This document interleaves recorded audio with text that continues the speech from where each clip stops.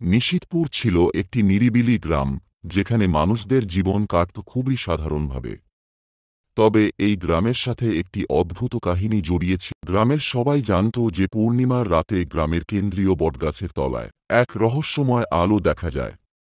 সেই আলো সম্পর্কে গ্রামের মানুষদের ধারণা ছিল ভিন্ন। কেউ বলতো সেটা এক প্রেতাত্মার উপস্থিতি, কেউ বা বলতো সেটি এক অজানা শক্তির চিহ্ন। কেউ কেউ আবার বলতো সেখানে এক প্রাচীন গুপ্তধন লুকিয়ে আছে, যার রক্ষক এক রহস্যময় শক্তি।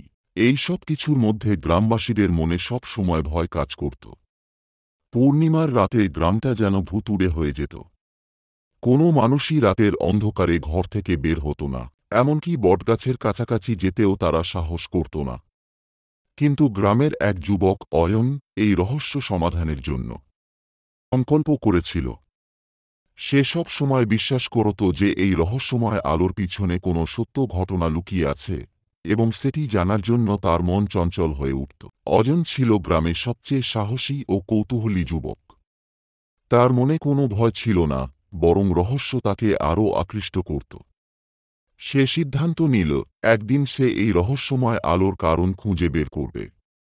এদিকে গ্রামের বৃদ্ধরা তাকে শত করেছিল। তারা বলেছিল, বাবা, এ কাজ করা তোমার জন্য সহজ হবে না। অনেকেই এই আলো খুঁজতে গেছে, কিন্তু ফিরে আসেনি। তবু অয়নের মনোবল অটুট ছিল। সে জানত সত্য জানার জন্য তাকে যে কোনো বিপদ মোকাবিলা করতে হবে। পূর্ণিমার সেই রাত এল। আকাশ ছিল পরিষ্কার, আর চাঁদের আলোতে গোটা গ্রাম আলোকিত হয়ে উঠেছিল। গ্রামবাসীরা তখন নিজেদের ঘরে ঢুকে পড়েছে, জানালাগুলি বন্ধ করে রেখেছে।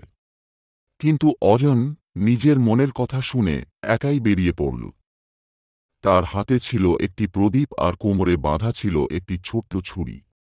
ধীরে ধীরে বটগাছের দিকে এগিয়ে যেতে লাগল।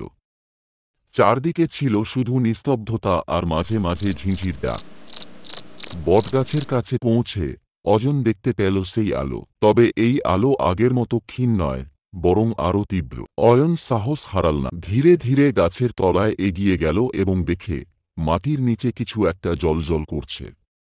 তার মনে হল এই আলোর উৎস সম্ভবত মাটির নিচেই লুকিয়ে আছে। সে মাটি খুঁড়তে শুরু করল। অনেকক্ষণ খোঁড়ার পর সে পেল একটি প্রাচীন বাক্স।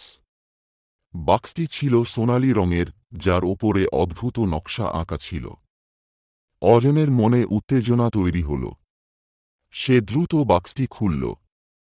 বাক্সের ভেতরে ছিল কিছু সোনার মোহর, একটি পুরনো মানচিত্র এবং একটি ছোট্ট কাগজ।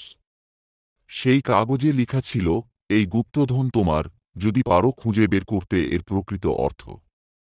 অয়ন বুঝল এটা কোন সাধারণ ধন নয়, বরং আরও বড় কোন রহস্যের শুরু। অয়ন মানচিত্রটি হাতে নিয়ে ভালো করে দেখল। মানচিত্রে নিশিতপুর গ্রামের আশেপাশের এলাকা চিহ্নিত ছিল, তবে কিছু বিশেষ স্থানও চিহ্নিত করা ছিল যা সে আগে কখনো দেখেনি।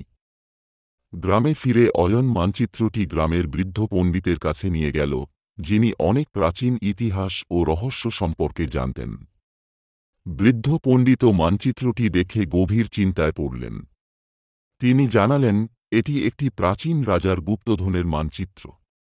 বহু বছর আগে এই ধনটি রাজার মৃত্যুর পর তার রাজ্যের মানুষদের জন্য লুকিয়ে রাখা হয়েছিল।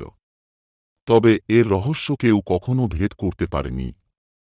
ধনটি খুঁজে পাওয়ার জন্য এক বিশেষ প্রতিভার প্রয়োজন, এবং অয়নের জন্য এটি একটি নতুন চ্যালেঞ্জ হয়ে উঠল।